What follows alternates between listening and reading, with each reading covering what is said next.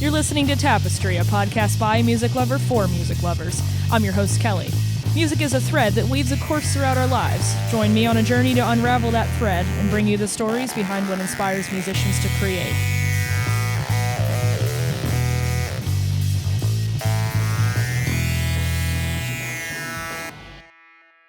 Side note, Tapestry is an uncensored podcast. Don't say I didn't warn you. What's up, everyone? Welcome to episode 59 of Tapestry. Today we have a very international guest. He is joining us from Stockholm, Sweden today, and that guest is Jón Þór Sigurleifsson. So sorry if I mispronounced that. He will say his name correctly in the introduction, but Jón Þór is the one-man force behind the progressive metal, mathcore, and as John says, plenty of sass-filled project Kilpréz. He joined me today to discuss all sorts of topics, including how living in 4 different countries impacted his creative trajectory, what inspired him to set a time limit on writing and finishing his first album, the concept of that debut EP, The Patron Saint of Lost Causes, and on reframing what you're running from versus what you need to run toward. Here's a little sample of a song off that EP called Sophie's Pro-Choice. And if there is a hell, I'd rather be there than a heaven that you create.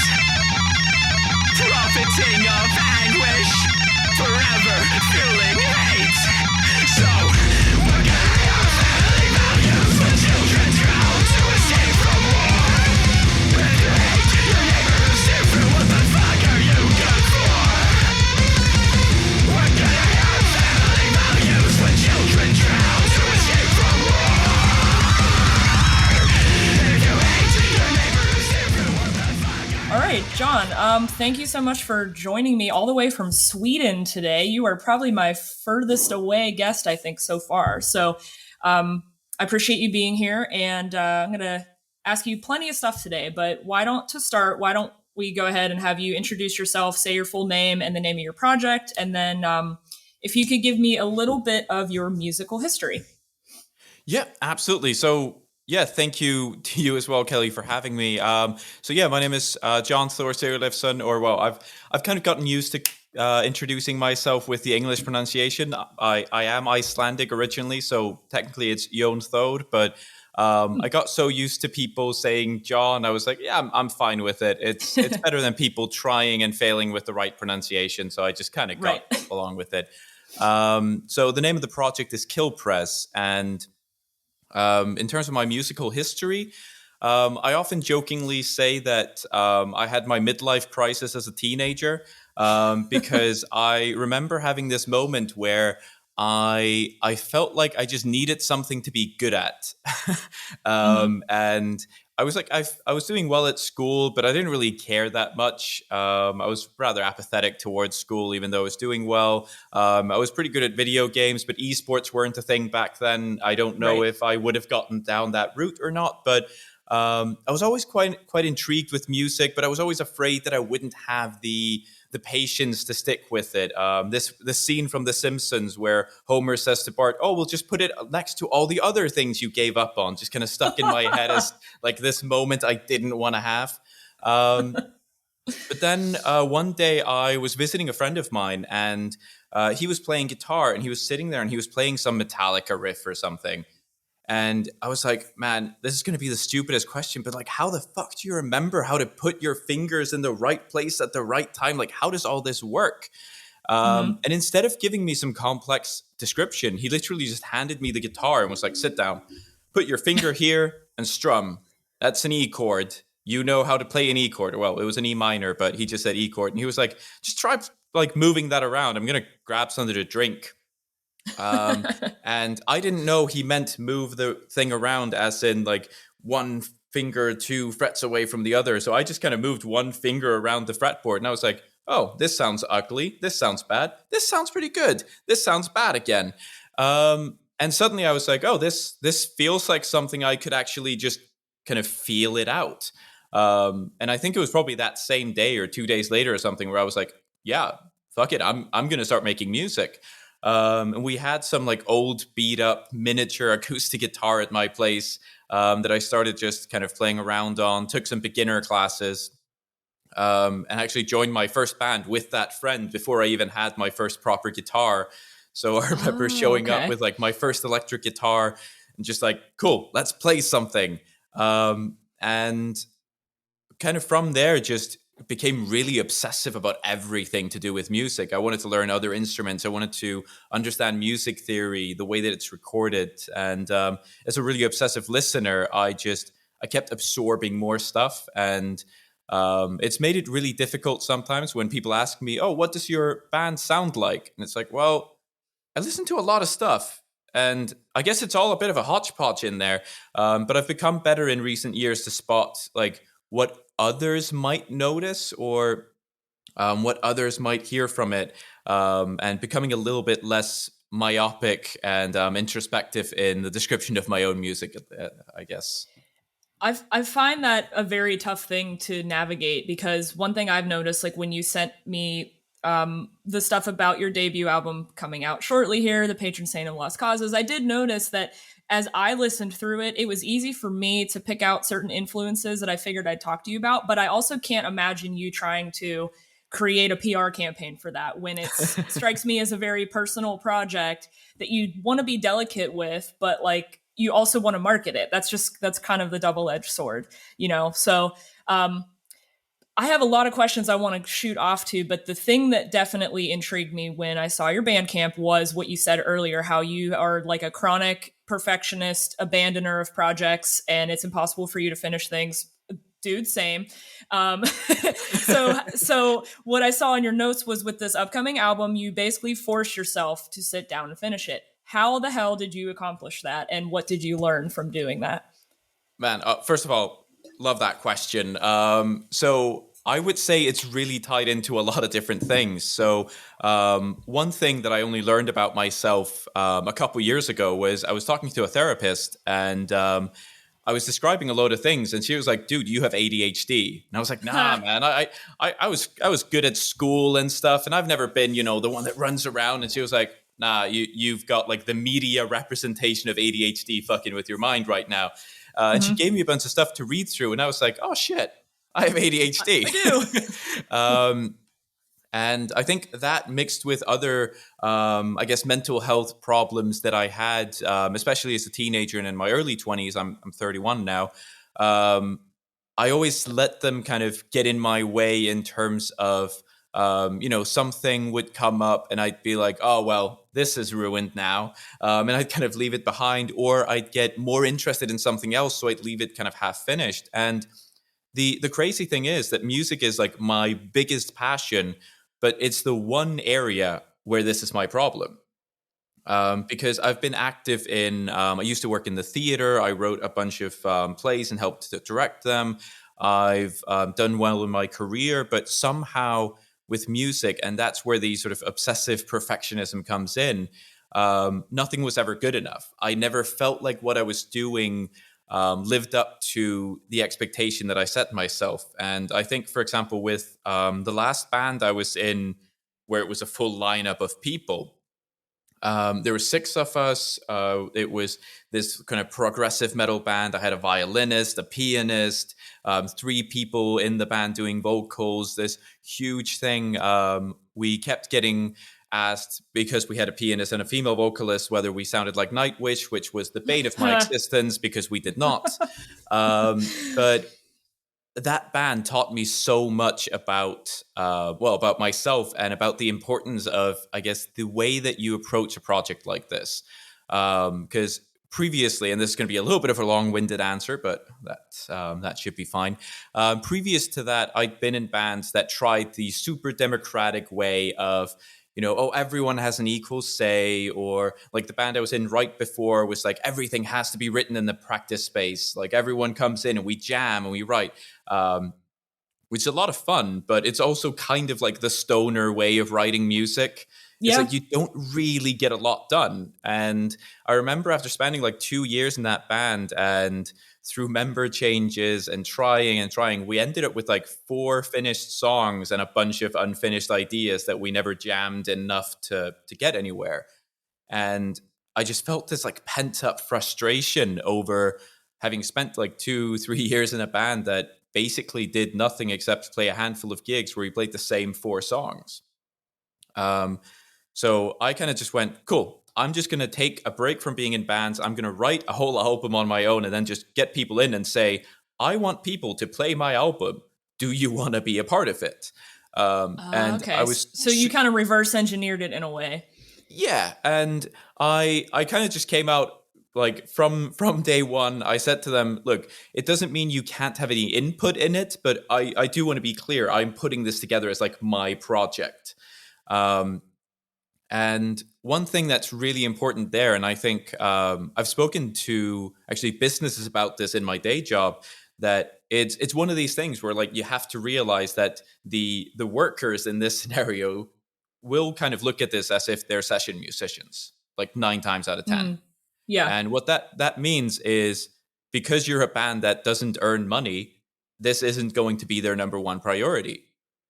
And that was sometimes really hard for me to deal with, and I don't mean in terms of thinking, oh, they should drop everything to be here. But, inevitably you get frustrated because you think, oh, I'm putting everything on the line. I've got all this and I really want to do this, but no one else is quite putting the same amount of effort in. Yeah. But looking back, I don't blame any of them. They didn't have the same relationship with it I did.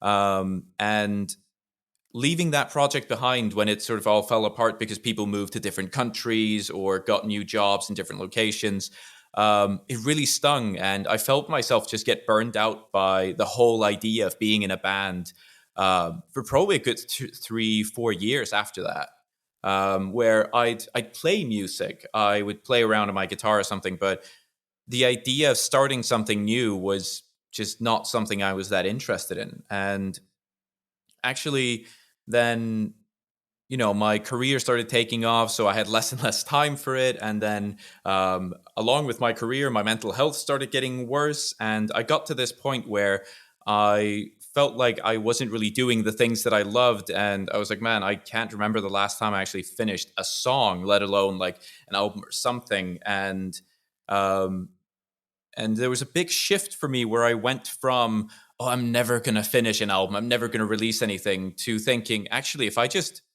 set my mind to it and like obtain just enough gear that I can actually kind of make it happen, like I can make it happen in a relatively short time. So during the pandemic, I was actually living in the UK for the first half of it. So I've lived in a fair few different places around the world, and I ended up getting a job offer in Stockholm. So so that's why you're in Sweden now. Yeah. Okay. And I was like, okay, it's a good job offer. I wanted to move away from the UK before Brexit sort of totally hit and all the ramifications thereof. And we ended up, because I work primarily remotely, we ended up moving into a place quite outside the city, which meant more space, which meant, better quality of life. And I ended up being able to set up a little bit of a home studio. So when I saw that being the potential, I was like, cool, I'm just going to set myself a deadline. I've got a lot of previously worked on music and previously written stuff. And at first I was like, oh, maybe I'll just decide to finish that album from that old band. But I thought, no, actually, I want to do that. And that's sort of one of my next projects. But I thought, no, I want to do something new. I want something that represents this almost like primal release of like all this pent up procrastination and everything. And I just thought, okay, like in probably January of this year, I went, cool, I'm going to give myself to the middle of the year to learn enough about like mixing and producing and everything to be able to do it myself, figure out what I need, not just what I want, because otherwise I would have had a whole laundry list of stuff I would have bought, but like, right, what do I need to make this happen with the vision I have? And I just said, look, whatever I have at the end of June is what I'll release. If that's a 4 or 5 song EP, cool, I'll do that. If it's a 12-song full length, I'll do that. It ended up being an 8-song full length, but I basically, it kind of forced me to think about it from the perspective of what does my timeline need to look like? Once I finished the first song, I was like, cool, this took me about this much time to just record and get to a place where I can at least show a demo to someone.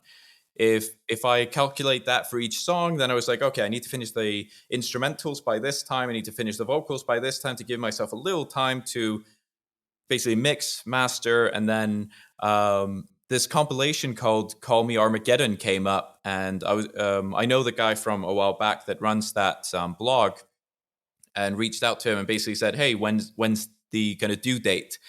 And he said, "Oh, it's coming out on the 1st of July." I was like, "Cool, that fits my deadline." I went, "Put me down for a single. Like, first single will come out July 1st." Oh, okay. And at that point, it wasn't just intrinsic motivation of like, I need to get this done for me. It was, I don't want to have a single out there and be like, oh yeah, full length pre-order stuff coming soon. I was like, then by 1st of July, I need to have album artwork. I need to have like plans for what I'm going to do with physical releases, if I'm going to do any, and like all this stuff. And somehow, like a few years ago, maybe this would have kind of overwhelmed me and I would have just gone like, nah, fuck it. Like, I'll just let the guy know I'm not doing it. But somehow all the work that I'd done internally, and I guess also the external place I was, just made me go, no, you know what? This is possible. Like, I've done other things that are a lot more complicated or more difficult than putting together an album in 6 months. So I decided to make it happen, and it did. That's honestly incredible because, not to play psychoanalyst here, but I mean, I relate so much to your story in so many ways, mostly because I've in the last year gone down the track of, do I have ADHD? Do I need to be on medication? And I've had differing answers based on the therapists I've talked to. But whatever you name it or whatever it is or isn't called, I can relate to the feeling of putting projects aside and either being afraid to disappoint yourself so you release nothing at all, or feeling afraid to, maybe be ingenuine and you don't want to disappoint others. So you kind of justify the procrastination that way. Like, did you feel like you, in a sense, almost had to lower your expectations for yourself in order to get something out there? Or were you like constantly struggling against the, what if it's not quality? I should just give up. So the simple answer is yes and yes. But I think, just to be really pedantic, I don't like the idea that I had to lower my expectations, but more make them more realistic. And what I mean by that is probably the one part I'm most insecure about in all of this is my voice. And like, I've never done lead vocals in a band until now. I've done like backing or something, but I've always been a bit hesitant about it. And I think like I put this idea of having to be perfect in all these senses, vocally, musically, whatever. But the point where I had to go to the more realistic expectations was basically just down to when I started thinking about, well, how many bands do I love and absolutely adore that just aren't perfect? Like, one of my all-time favorite bands is the Blood Brothers, and like, they're perfect for what they are, but you would never show that to like a classical music snob and they'd go, yes, perfect counterpoint harmony. Like, Right. it's just not how it works. And so I think giving myself that and sort of thinking more about what I focused on, I think what a lot of musicians these days struggle with, and I don't want to become that cliche old man yelling at clouds, kind of blaming social media for everything, but it's really easy to fall into this rabbit hole of looking at people who are shredding on like Instagram, and you go, oh, why is this person like releasing daily videos of themselves shredding, and I can't even finish a song or something, and like, even though music isn't a competition, even though that their success doesn't in any way diminish yours, it's easy to get wrapped up in it. It's easy to fall into this just void of comparing yourself. And I think a lot of people also fall into this with like production. I think that would have always been my downfall with that, violin, piano, prog metal project. At that time, I think I would have been disappointed with anything that didn't sound like Devin Townsend produced it, and that just wasn't going to happen. And so I think sort of realizing that the standards I was holding myself up to not only weren't actually my standards, but also they weren't near the standards that I set for anyone else. And that was like, I think probably the most profound piece of wisdom or advice I've ever gotten, was anytime I feel like something I did isn't impressive, to imagine how I'd respond to someone else telling me they did it. Oh, I love So, that. so Yeah, you're kind of if like holding a mirror up to everything else you consume and you're like flipping it back towards exactly, yourself. exactly. Oh. So it's like, Hmm. if I release this album on like Bandcamp and CD, but not on vinyl, and I'm like, oh man, all the cool kids are buying vinyl. Like, but if someone came up to me and was like, hey, I self-produced an album in 6 months, produced everything, and you did this and did that, got some artwork, this and that, I wouldn't be like, but did it come out on vinyl though? Because that's the make it or break it thing. Like, Yes. nah, man, you wouldn't fucking say that. You would just be like, oh, cool. Where can I hear it? Like, Yeah. that's not the standard I hold anyone else up to. So I shouldn't hold myself up to that standard either. Oh, that's great. I'm going to take that with me because, yeah, I actually like that you kind of corrected me there. You said it's not lowering your expectations, it's making them more realistic. And I'll never forget one of my earlier episodes, you know, my guest was saying something similar, like you won't create your magnum opus in a day. You're going to have to build your own future and your own discography piece by piece. And some things are going to be better than others. That's just, I kind of think how it works. But, Yeah. being that the style of this Kilpréz project is very, you know, angular and aggressive and frantic and emotional, like I imagine you maybe gave yourself a little bit of leeway because it wasn't, you know, correct me if I'm wrong. It's not so much you're going to sit down and plot out what to do. You're kind of just doing it as your emotion comes up, and how it sounds is how it sounds in the moment. Is that safe to say? That's sort of right? Yeah, I think that absolutely nails it. Like from all angles, but especially, I guess, vocally, and lyrically. In the past, if I go for the lyric route to begin with, I've always been more, I guess, to put it this way, poetically inclined, where most of my lyrics would be more obtuse or not quite as clear about what they're talking about or something, and more almost focused on the flow of the words sounding really nice.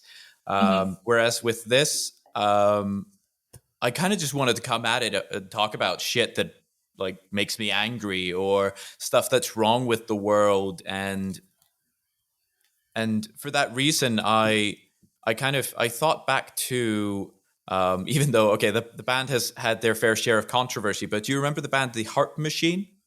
Yes, yeah. Yeah. And how their singer is still out there making like weird, shitty YouTube videos. Yeah. And stuff, right?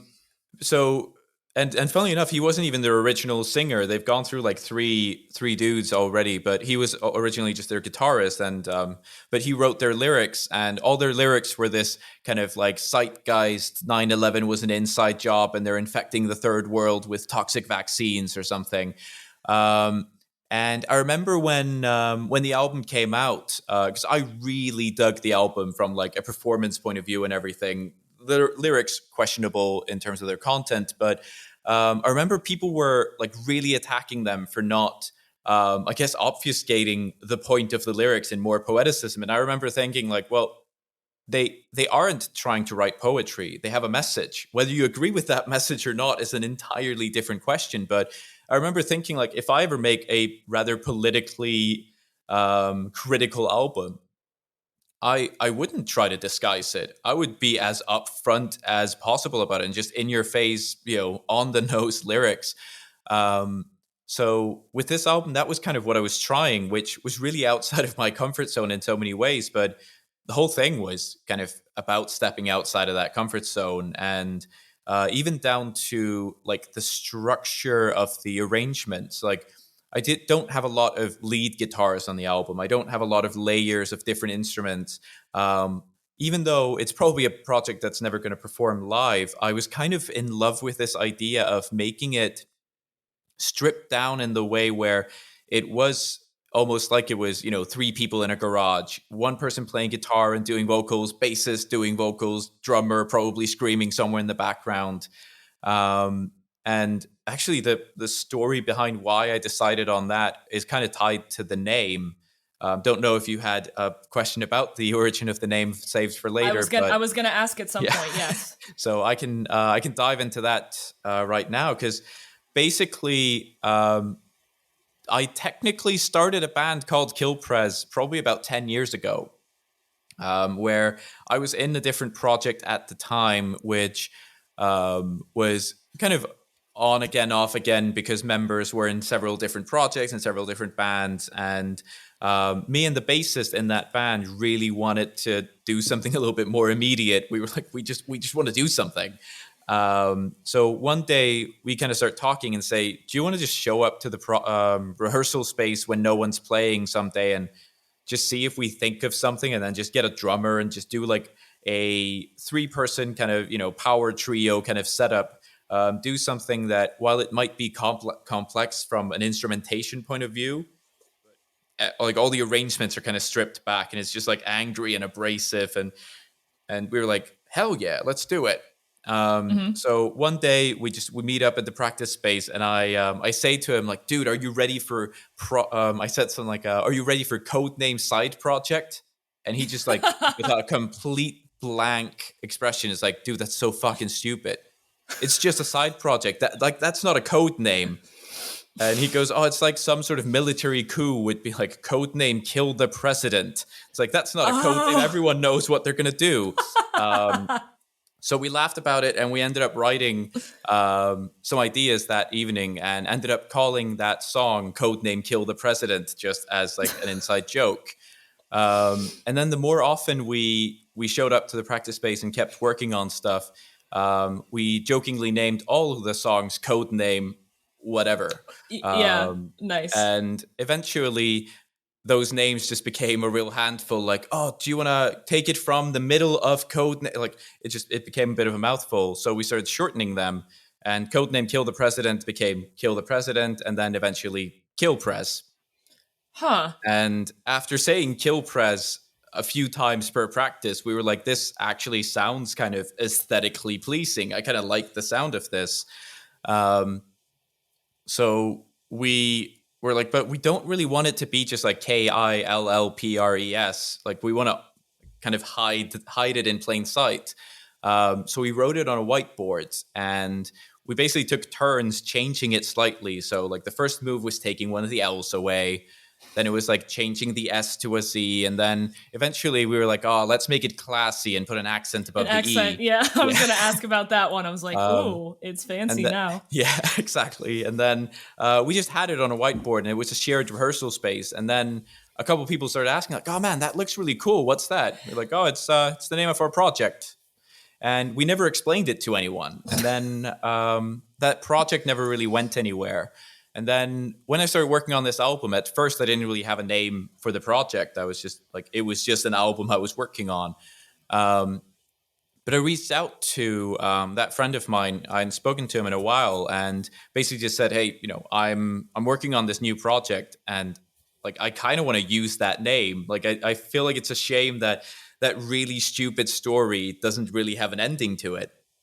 And he just loved it. And he said the only request he'd make was that in the thank you notes for the album, it would say special thanks to him, and then just, you know what you did.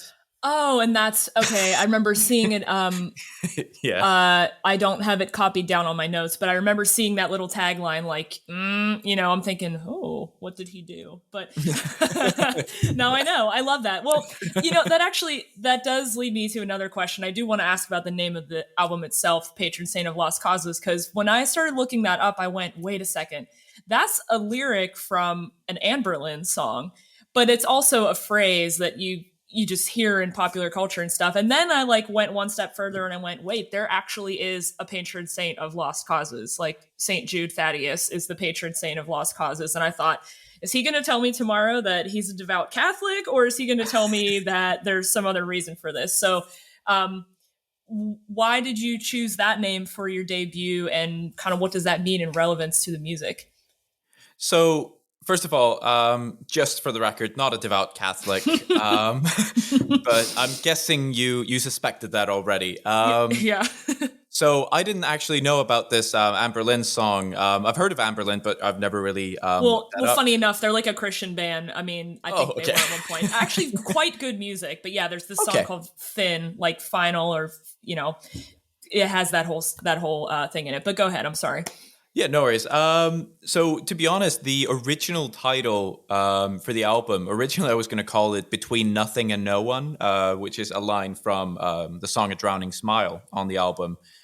But then it wasn't actually as deep as looking into an actual saint, but it's a line from The Expanse, which is both a sci-fi TV series and a series of books. And it's used to almost mock one of the characters for always standing up for like the underdog, for always fighting these battles that no one else is willing to fight. And how he basically is almost to a fault. He follows his own moral compass, where he'd like rather lose a battle that he believes he's fighting for the right side of. And someone says, oh, of course it's you, the patron saint of lost causes. And I was just sat there like, okay, yeah, this just hit home. And I already have a bunch of references across the album to different popular culture and even other bands that I love, like hidden away in there. But that felt right to me. And this was before I actually finished the lyrics for the title track of the album, which I then ended up calling this, because I'd always like when it came down to the track list, that was always going to be the final song. But deciding that it was the title track came from basically deciding to use that line in the song as well.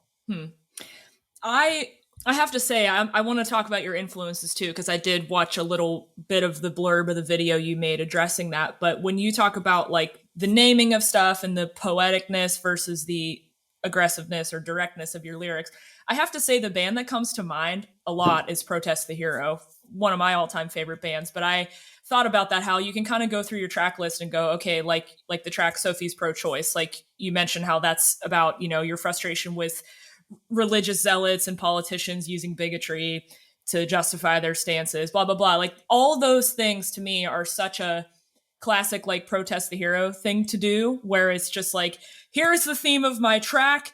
There's not a whole lot of room for, open interpretation. Hope you like how it sounds. Fuck you. This is my thought on it. And I think that's such a great approach.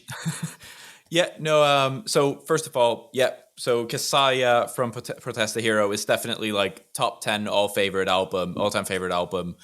And so is Fortress. And I actually, I often joke that the music I got into like before turning 16, 17 was what radicalized me to the left, because so many bands, now that I look back, had such a clear like leftist or humanist message, with Kasaya and Fortress being quite openly feminist and like fuck your religious zealotry, with like All Shall Perish, with the sort of perfect duo of The Price of Existence and Awaken the Dreamer being just like, well, capitalism is killing our planet, so fuck you. And even just down to like, System of a Down. I remember getting into them, like my brother came home with like a burned CD copy of their first album and showed them to me. And I was like, holy shit, like these dudes are angry. I don't know what, but they're angry. And I actually think, as I actually mentioned in the Influences video, they were one of those stepping stone albums for me to think about vocals in a different way, where, they aren't always technically perfect singing or anything. There's often really weird tonalities going on, but it's all sort of to serve the delivery of a message. And I think, I would count Protest the Hero as a big influence on me in general, but I think the challenge of choosing like an FFO for your album is like, I listen to an absurd amount of music, but figuring out what are people going to hear in there, what are people going to spot, because I know what it feels like to get burned by a bad FFO. Like I found that metal blogs love saying that anything that uses like a tritone is influenced by Dillinger Escape Plan, and then you listen to it and you're just like, this is hardcore. They just happen to not use the fifth or like lower the fifth, and also like just to anyone out there about to post a band saying for fans of Psyopus, just delete it. No band is for the fans of Psyopus, because like I've never seen someone go, oh man, you'll love this if you love Psyopus. And I listen to it and it never sounds like them. Like there's nothing. And I often wonder, like it might be just from my personal perspective, because I've had this conversation with friends that have heard the album who've been like, oh man, I really hear this influence here. And I'm like, oh wow, never thought about that. And they're looking at something different than I was. Where they might be going, oh, you know, this particular vocal part really reminds me of this band. And I might go, oh, wasn't thinking about this at all, but makes sense in hindsight. So. Yeah, that is a huge challenge too. And it's funny. I love doing that as well. Like I'm pretty much known in my little music circle for being a good recommender, or like I have a good retention on what bands sound like what and what they've done. But a lot of times when I'm listening to something, I just have to like try to shut my brain off and go, can you quit analyzing it? Can you just enjoy it? Like, don't worry about if it sounds like Dillinger, or if it sounds like, Ironworks era this or blah, blah, blah. Like, just enjoy it and try to parse it and figure out like what your message is. But, you know, that's one of the maybe downfalls of, like you were saying before, social media. We're always kind of like putting each other's projects either up on a pedestal or putting them in some kind of ranking, when to me, that's not really the point. So in terms of the takeaway you're looking for in your audience, like what would you consider a success for this album in terms of reception? Wow. So to be honest, like the low part of the bar, I remember when I started working on the vocal side of it, I remember saying to my friend, like the one thing I don't want people to think when they hear the vocals on this album is that they were an afterthought. And what I meant with that is I hear so many, for example, technical death metal bands or mathcore bands where there's obviously been hours upon hours like spent into writing these songs, rehearsing them, getting them absolutely just tight as hell. And then I hear the vocals and I'm like, this dude did the first rhythmic grunt he could think of. And look, I'm not trying to attack anyone in particular. Like, you know, if you hear this and you think it applies to you, maybe it does, maybe it doesn't.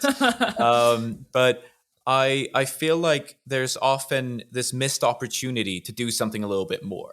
And I don't know whether it is a case of some people just don't like varied vocals, or, you know, I know I hear a lot of, oh, I don't want any, you know, clean vocals in this, or spoken word vocals or whatever. But I think maybe down to the type of bands I got into at an early age, I've always just been a fan of that experimentation and letting the voice be just as, whether you want to call it technical or diverse or creative as the rest of the instrumentation. But I guess from another standpoint, one, I guess, degree of success that I feel I've already achieved with this, just through like the first handful of people that have actually heard it, is they don't all agree what it sounds like. And that kind of comes down to this FFO kind of conversation that I remember being in so many like bands, if you want to call it that, or like projects that never really went anywhere, where I'd meet up with people and I would just want to see where it goes. But very often you end up in a room with people that say, oh, I really want to write something like Lamb of God, or I really want to sound like In Flames. Or that's my band. Sometimes that's the track you're on and other times it's not. Yeah. And the thing is, like, I'm not at all judging that. Like, there's plenty of bands out there that start with that mentality and end up doing something great. But I've just always struggled with that. And I realized it early in my musical journey. I remember actually going back to All Shall Perish. I remember being so incredibly into their Price of Existence album that I thought, oh man, I want to write something like this. And I wrote a couple of songs and I was like, they don't really sound like them. Like, I can hear an element of it, but there's something there that's not quite them. And looking back, I'm like, man, you dumb fuck, like, past John. Obviously, that bit that you don't recognize is you. And like, that's the good bit. Not saying that the All Shall Perish bit isn't good, but the fact that I came out through it was the good bit. I think once I realized that, I was like, man, I don't want to let that go. I don't want to sacrifice feeling like I have a voice for the idea of fitting into some sort of mold. And so I remember when probably my band that I enjoyed the most being in, what I suggested when we first started playing together was I suggested everyone do a list of maximum 10 songs that really inspired them. And I said, doesn't matter from what band or from what direction, but make them from different artists. So Mm-hmm. not like 10 songs by Dillinger or something.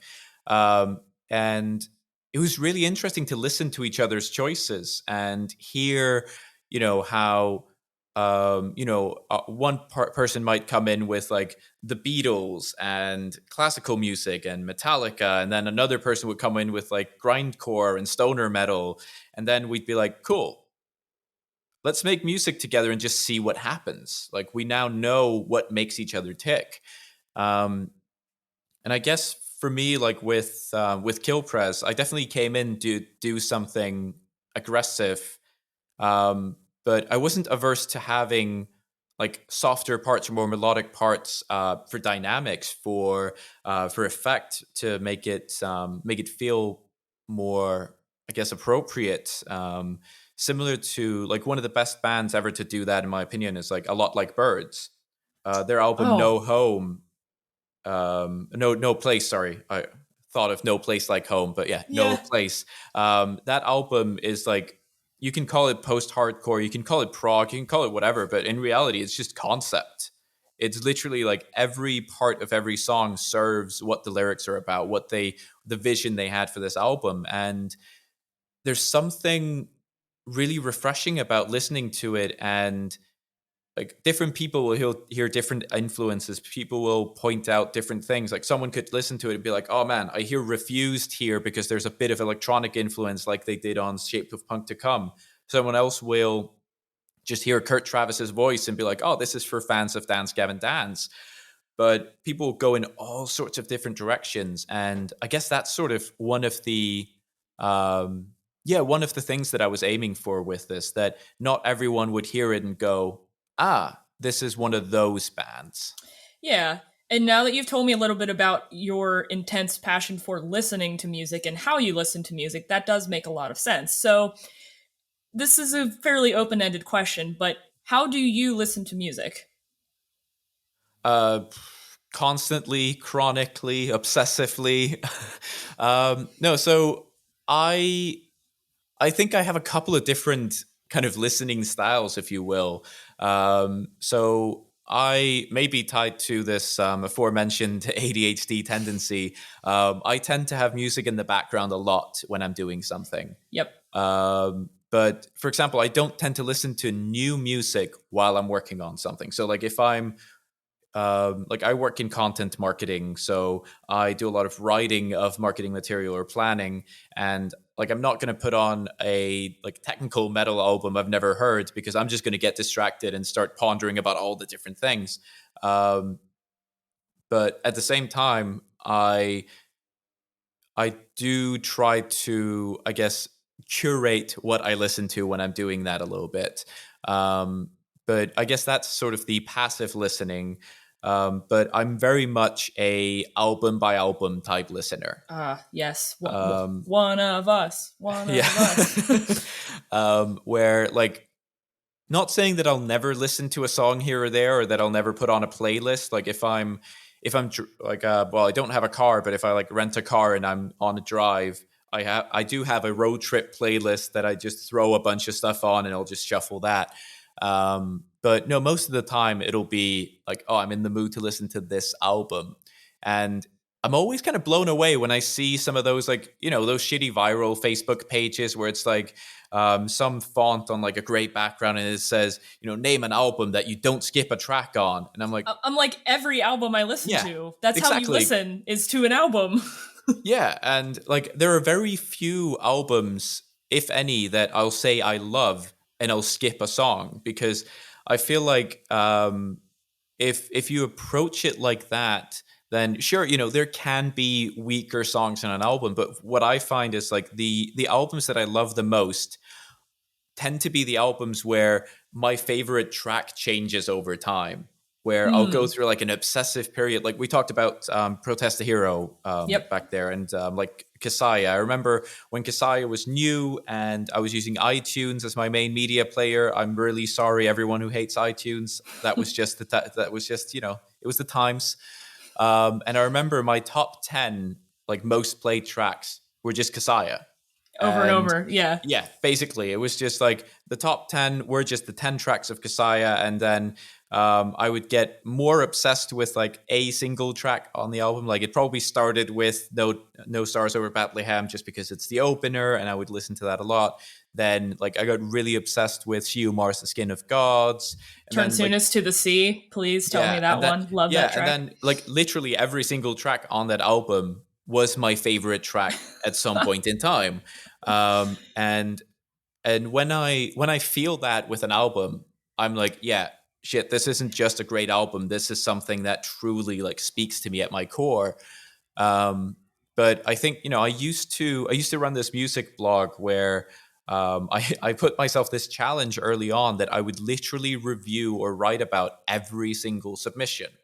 And that was easy to make that promise when I was getting only a handful of submissions, but the blog grew and there was this kind of part of me that knew that the day I wouldn't be able to keep up would be a great day because, yes, I wouldn't be able to keep up, but it meant that I had enough on my plate to actually read up on.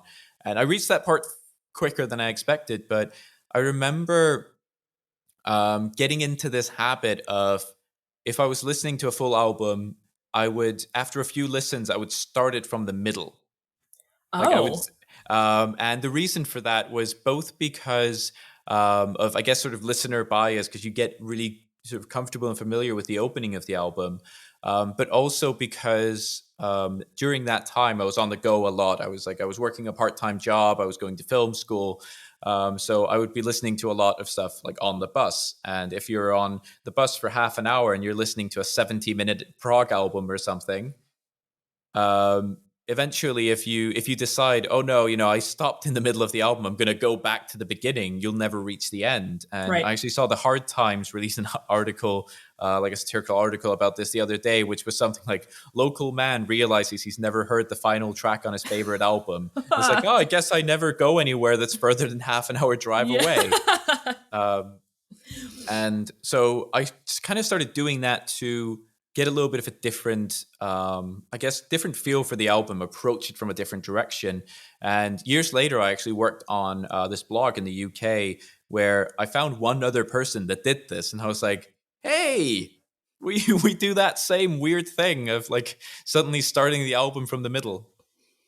I'm going to have to ask one of my music nerd online friends if he does that, because he strikes me as the kind of person who would get along with you, because he is the kind of guy who will take the time to like make all of his compilations on Rate Your Music every year and literally write like 3 paragraphs about every single album he listens to in a year. And like, I'm a voracious devourer of new music too, but at a certain point, you're right, like other things in my life just become more important, and I have to sit there and ask myself, I'm like, why am I doing this? Like, is this to help me categorize my own feelings and thoughts about this?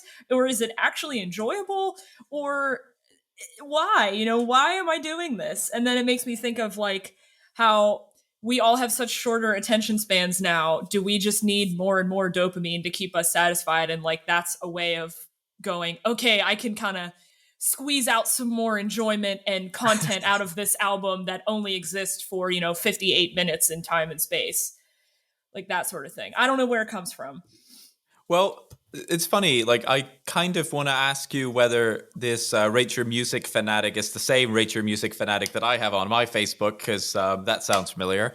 But no, it's funny because I think I realized this at an early age, that I think I just, like, I've met people that don't seem to care about anything as much as I care about so many things. Yes.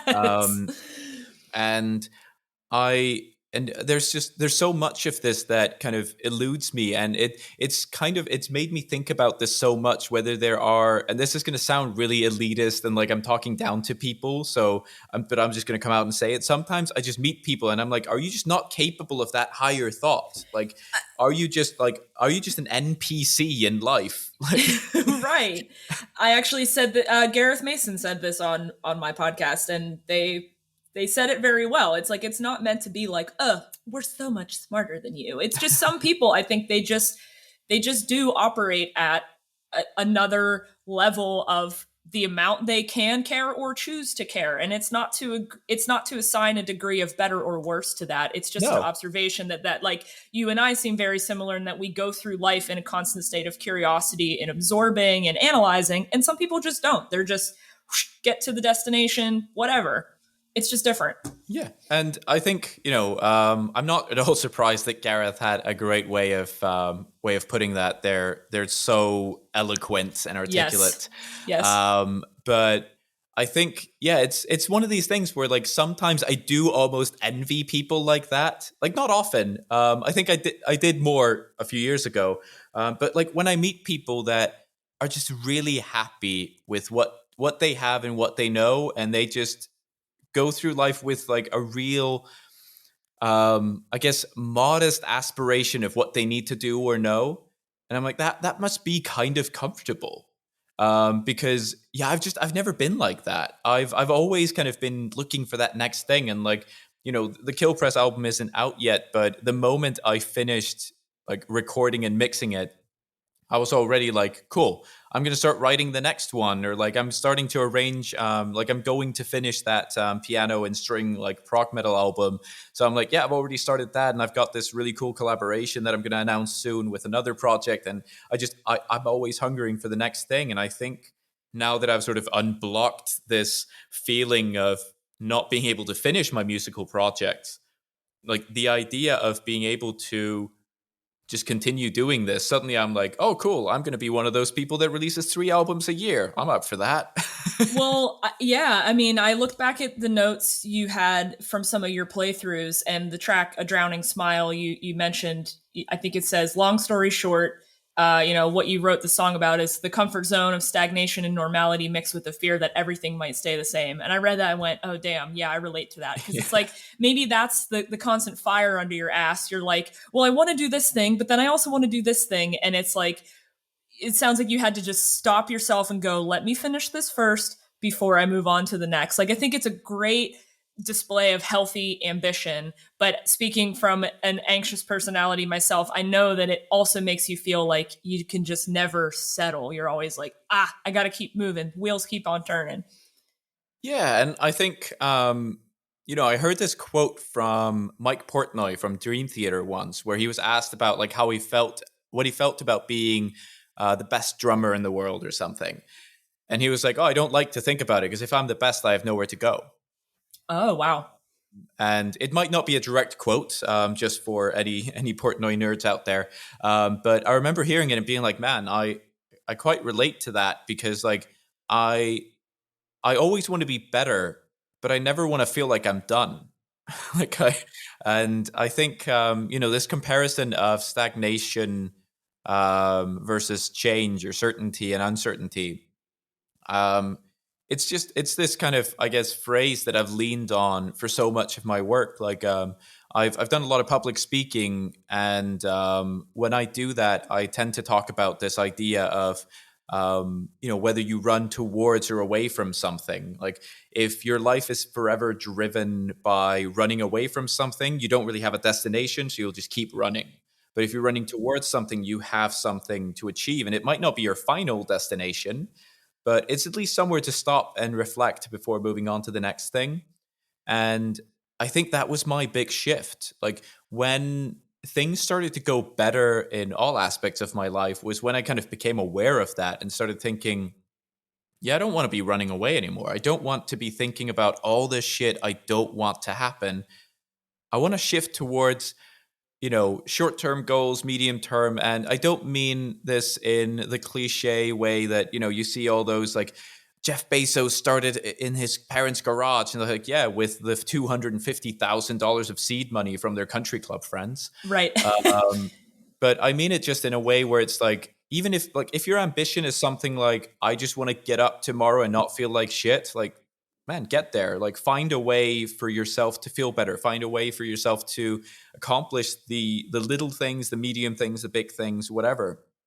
And yeah, and I think, when I realized how I was going to beat the things I was running away from, how I was going to get those out of the way so I could stop looking over my shoulder and start looking forward, that was when I kind of went, yeah, cool. This is what I want to do. And as an example, like a real revelation there came from kind of going from, shit, I'm really afraid that if I release something, it'll be like critically panned or people will hate it, and went to, well, am I more afraid of releasing something and some people will hate it, or am I more afraid of never releasing anything? Yeah. Man, you've been in my brain this entire interview. This is all extremely relatable to me. I love that image though. If you're gonna be running, choose where you're running. Either run towards instead of running away. I love that. I might do something with that. But I have a couple other questions that are maybe a little bit more general as we wind down. But since you did mention it, what is kind of next on your plate as a musician? And also, just because I'm curious, are you staying in Sweden for the time being? Like just because of the job? But you did say you can work remotely, you know? So I'll steal my own line here and say I'm staying in Sweden forever for now. Okay. Because I don't feel the need to leave, but in the past 6 years I've lived in 4 different countries, so who knows? Okay, fair. But I really like it here, and it feels, I guess because I come from Iceland, it's like a better version of home because it has some of the elements of the culture and those sorts of things that I like, and the social structures, but it's not a small frozen island in the middle of the Atlantic Ocean. True. And I don't know, when I go back to Iceland, there's this feeling of like, I remember what I like there, but I also am starkly reminded of why I left and why I had to leave. Like it's not really a place like, I guess it's sort of that big fish, small pond kind of thing where I think it's not saying it's easy to make it there in something, but like you can quickly become renowned for something. But I think for me, I'd always be doubting it. Like, am I just getting forward because there are so few others that are trying to do what I'm trying to do, kind of thing? Yeah. And I think also just I wanted to see more of the world, and I wanted to do more things. And as someone who doesn't have a degree, like I dropped out of film school, and then fell into a career in like tech and business consultation and stuff. I got into this place where work-wise, I'm like, well, if I went back to Iceland, I might be able to fall in somewhere, but I have a feeling I'd still always be asked for my credentials that I don't have. Because it is small and it is very, I guess, an incestuous kind of place, except not in the literal sense. Yeah. I had not thought about that though. That kind of puts it in perspective when, you ask most Western music listeners, oh, name a band or a musician from Iceland. Okay, Sigur Rós, Björk. Okay, those are the 2. But it is kind of like, here are the ones that made it, and these are the ones I know about. And I remember when you reached out to me, I thought, that is so cool. He's originally from Iceland, because I can't say I could name a single Icelandic progressive metal or mathcore band, that's for sure. And I'm pretty well traveled with that stuff. So I imagine that going to somewhere like Sweden, where your pond grows exponentially bigger, and you're also in a place where the culture is already so heavily entrenched in heavy music and aggressive metal music, it probably made it a little bit more welcoming. Well, we'll see what happens after the pandemic. I moved here when everything was closed, and I haven't gone to a single gig here, so we'll see. But I get that feeling. I definitely. So I used to live in Miami, and one of the things I noticed there, like weird segue, but I remember realizing like 6 months in, I was like, I don't think I've seen a single metal band shirt outside of like gigs. And also, every metal band avoids playing Miami, it seems. It's like they'll maybe dip their toe into like North Florida and then like, we're out of here. And I don't blame them. It's a long drive, and I don't think the scene is especially strong. But like during my time there, I saw some really cool gigs, but I mostly had to drive like further north to see them. Apart from, not sure if you're familiar with this now defunct mathcore band called Pharaoh Lux. They were pretty fantastic, but they were like Southern Floridians. And I saw them play this like basically like a shop that sold bongs and like cannabis paraphernalia. And it was called something like Mystic Smoke or something. And yeah, I just remember walking in there and like I didn't really know whether I was at the right place, because I was like, this doesn't seem like a place where a gig would happen. But yeah, they played there. But it was really cool. But yeah, I remember just seeing no semblance of like, I guess, metal culture, if you want to call it that, or like hardcore or anything, unless you went to gigs. So it was like people who are hiding in their little holes. But here you go downtown and you walk around and you go, oh, that's a cool band. That's a cool band. That's a cool band. Yeah, I mean, Stockholm's like the birth of old school death metal, right? I mean, I think of Gothenburg as the more melodic death metal area of Sweden, and then you're in kind of the old like traditional stuff. Basically, and it's really cool because like there are a couple of kind of legendary like music shops and stuff in the area that you can go visit, and even if you go more towards the more modern stuff, obviously like I use Strandberg Guitars, and they are Swedish, and I dreamt of trying one since like 2011 when I saw Tosin Abasi play one with Animals as Leaders when I was in the States, and being able to come here and be like, oh shit, it's like the birthplace of the guitars is like an hour away. So I was like, cool, going there, trying one, buying one. Now that you brought that up, actually, I forgot to ask you a little bit more about maybe what some of your technical challenges were in terms of learning the stuff for your album, because I believe you used an 8-string guitar and a 6-string bass, and you do have a Strandberg. It's pretty technical. There, your cool headless prog guitar. There's a lot of like interesting techniques you do on this album too. Like, I am not a guitarist, but being a prog listener, I recognize a lot of the terminology. There's a lot of tapping. I think it's one of the last tracks on the album. I can't remember, maybe the last track, but there's something you do that literally sounds like the Mario noise that's like, bloop, bloop, bloop, bloop, bloop, bloop. And I'm like, what the fuck is he doing? And I want to ask him about it. So how did you like blend all these techniques in, and did it take you forever to learn this? So to be honest, I'd say, did it take me forever to learn this? Kind of, but it's not. But I didn't really learn it for this album. Like I really blame Necrophagist for all of this, because when I heard the Epitaph album for the first time, I was like, shit, this just shits all over everything else I've heard. I just want to be able to play like this. And it wasn't so much that I wanted to do a death metal album. I just wanted to be able to play like that. Well, you know how he learned to play like that, right? He used to practice in his closet because his dad wouldn't let him play. And I'm like, okay, you just need hardcore domestic abuse and a drive to learn guitar. Yeah, exactly. Just lock yourself in a closet, but I digress. The perfect ingredients for a tech death album. Yes.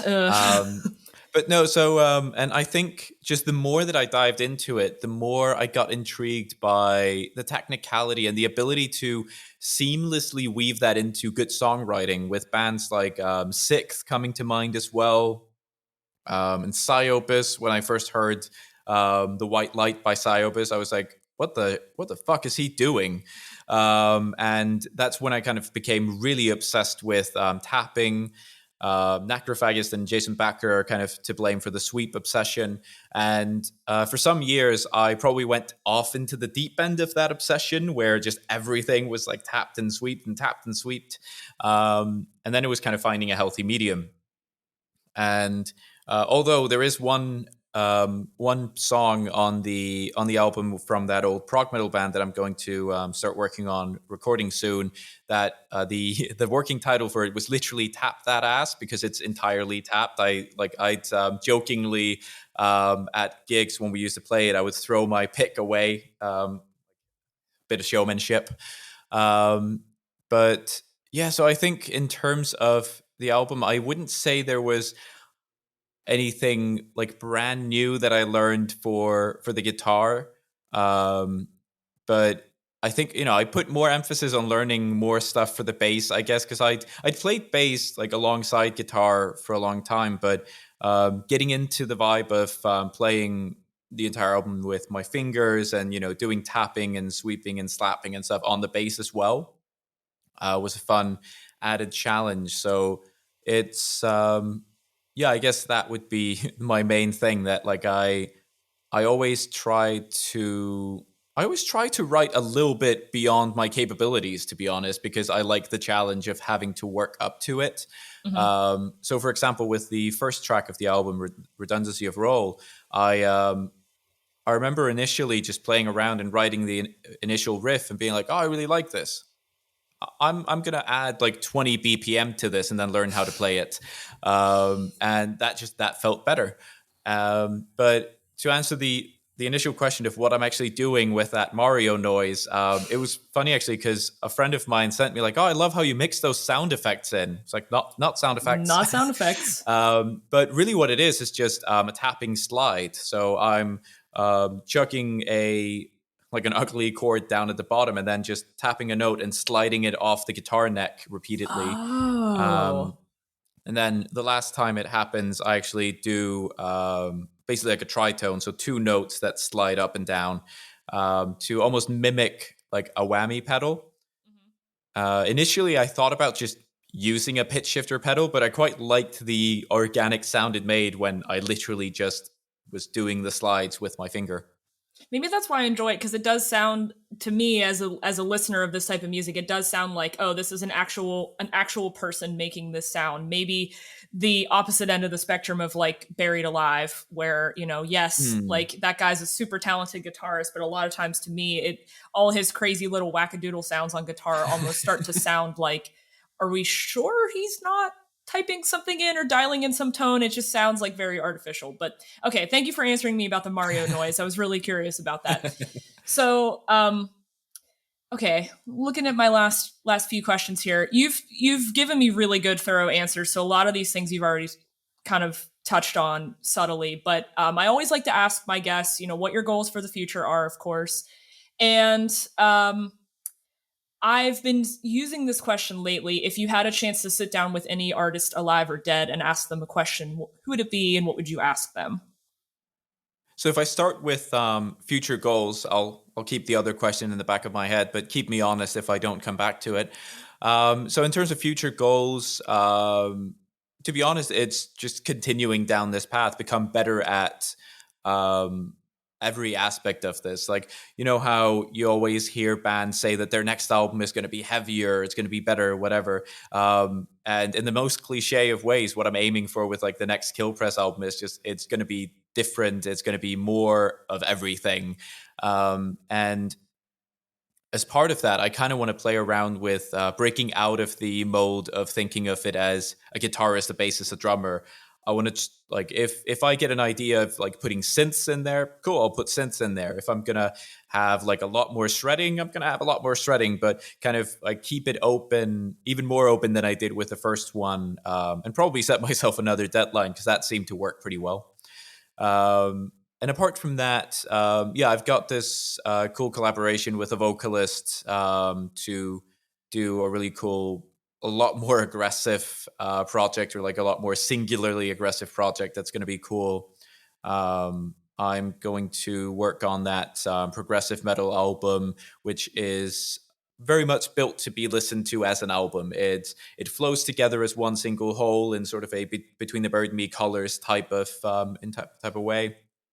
And actually, the lead vocalist for that project is the one that did the artwork for Kilpréz and the guest vocals on that last track. So and for full disclosure, I am also married to her, so there's a bit of nepotism happening there. Oh no. Yeah. So, I know it's unfair. I didn't give everyone a chance to, audition, but then again, it's not that I'd expect a lot of people to audition. But to sit down with any artist, alive or dead, so many artists come to mind. But I think I kind of have to give two potential answers. I think from an artistic point of view, I would really love to dig into the brain of Mike Patton, Oh, because yeah. he just does everything, and I'd be really intrigued to just know also just his process for even choosing what he does, because I feel like he must have about 10 people ringing his doorbell and calling him every day going, Mike, I got this great project and I could really use some zombie growls and Frank Sinatra crooning on it. And he's like, let me get my coat. But from the perspective of someone I just think I'd really gel with, probably Justin Pearson from The Locust. I'm not familiar.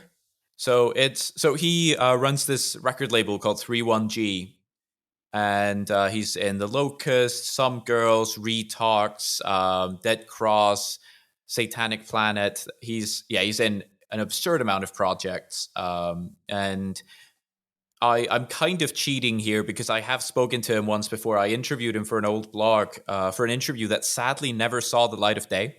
The blog was shut down, and I've got a Skype recording of our conversation somewhere.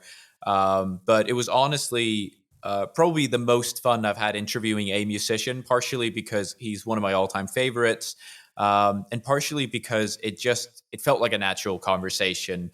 It somehow went from asking him about working on albums with his various bands over to talking about making Jonathan Davis cry. It was a nice natural flow to it. Yes. So it was good fun. Okay. Well, before I hop on to probably my last question here, what was the podcast you used to run? I know you had mentioned it at the start. Oh, so if you're talking about the music blog, so it was called Daedric Influence. So taking a bit Skyrim of reference there? Yes, absolutely. Okay. And actually that prog metal band that I've been referring to is actually called Daedra. So the prog metal band came first, and then I was working on the blog in sort of the downtime of that band, so I just called it Daedric Influence. And I also used to write for a page called The Monolith in the UK, which focused a lot on sort of prog metal, mathcore, gent, that sort of thing. But I actually did have a podcast for a very short time with two guys I met through my work, where we were kind of trying to. We had this cool idea of talking about basically the business side of the nerd industry, as we decided to call it. So, talking about business lessons people could gain from looking how Kevin Feige has run the MCU, or business lessons you can pick up from Dungeons and Dragons or something. But then basically it just came down to scheduling. We were always so busy and our schedules didn't match up. We were in 3 different places and ended up kind of killing off the podcast. But I kind of continued it. I used to do a lot of video content on LinkedIn, where I would talk about what I learned about business through being a dungeon master in Dungeons and Dragons or something. And those sorts of, that was kind of the gimmick. Well, I can definitely see your influence from one going to film school, even if you did drop out, and then that sort of thing, how they've all kind of come together in the way you present this project too, because you have done some really nice playthrough videos, you've done some of your little behind the scenes things. And so I hope that continues to pay off for you. I know the album is, hopefully by the time I get this episode out, it's going to be out the day of or the day after. But, I really hope with all those little skills you have in your bag, it's going to lead to a successful release. I really, truly did enjoy it from start to finish. So awesome. I'm already thinking about people I can drop it on their lap and go, oh, you should listen to this. You'll like this. You'll like this. So before I ask you my last question, then, are there any other things you want to mention about the upcoming album, your projects? I will drop links at the end of it, but anything else you want to mention? I think as cheesy as it might sound, if you feel like you want to get an album out there, you want to do something, figure out a way to get it done, because it might not, like you said earlier in the interview, it might not be your magnum opus, but you need to get something out of the way to get there eventually. And I think if I strip everything away, everything else I learned through this process is that sometimes you just have to say good enough is good enough. And that doesn't mean that you have to lower your expectations or release something that's just demo quality, but like learn to get it to a state where you feel happy about showing it to people, get it out there, and then start working on the next thing. Like nothing's ever going to be perfect, but I love this phrase, which is like perfect is the enemy of done.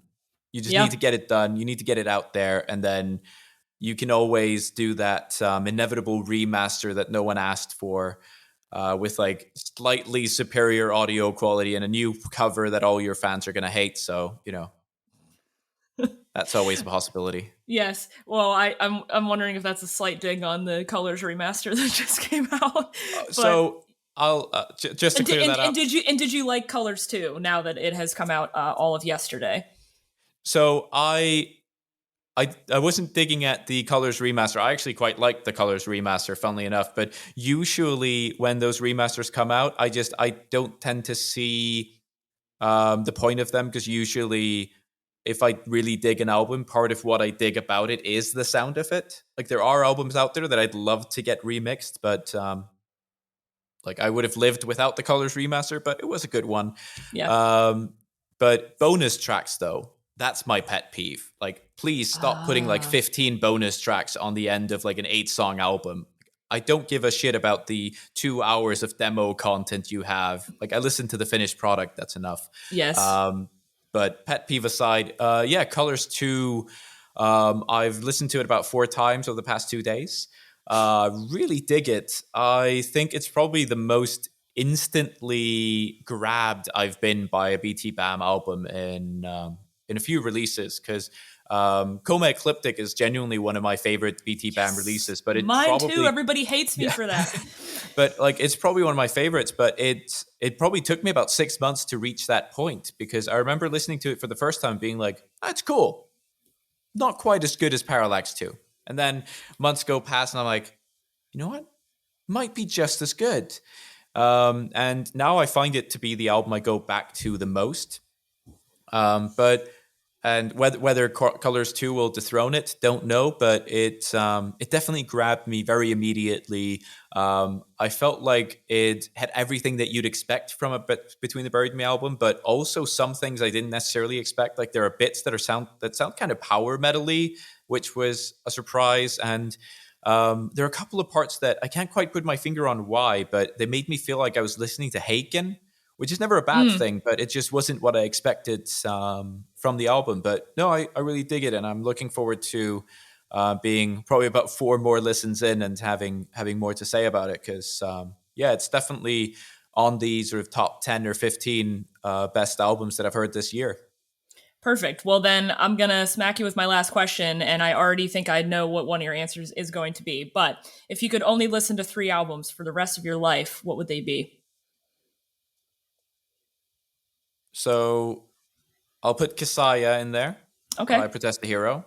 California by Mr. Bungle. Oh, okay. Sometimes you need a bit of variety.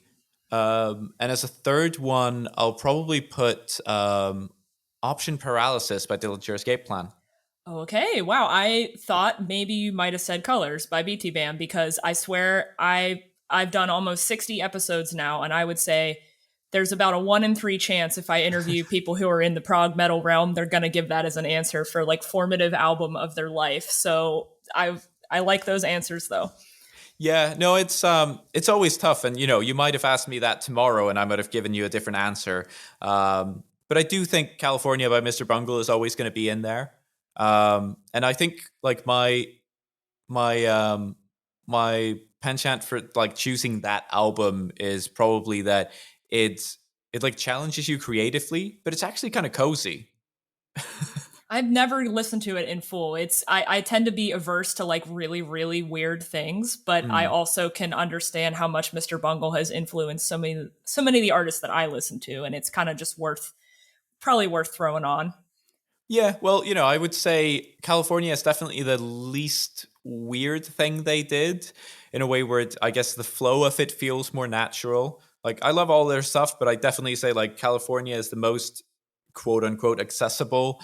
Then probably their self-titled, and then Disco Volante is just weird as shit, but it's amazing. Perfect. Well, thank you for your answers. And honestly, yeah, thank you so much for your time. Thank you for reaching out to me, and shout out to Luke from Sketch Show. You were the one that put us in touch. So I'm excited now that I've heard Patron Saint of Lost Causes for the rest of the world to hear it. I do think you did a really, really good job with it, and I hope everything with the release goes well. But again, thank you for giving me your time. No, awesome. But, yeah. Just thanks for having me. This has been really fun. There you have it. There's my interview with Jón Þór. Thought he was really, really insightful, and it's kind of crazy how so many people I interview, I realize, like, did they steal my brain or what? So, congrats on the album release. If you're hearing this interview now, the album is already out, so go listen to The Patron Saint of Lost Causes. It really is a wild ride. And thanks again to Jón for joining me on the show. I really enjoyed our conversation. If you want to go support all of his stuff, it is probably easiest just to go to www.kilpréz.com. That's Kilprez. And if you see it stylized around the internet, that E does have an accent over it. But go check out his Bandcamp, and honestly, check out his YouTube channel. He has a lot of great playthroughs on there.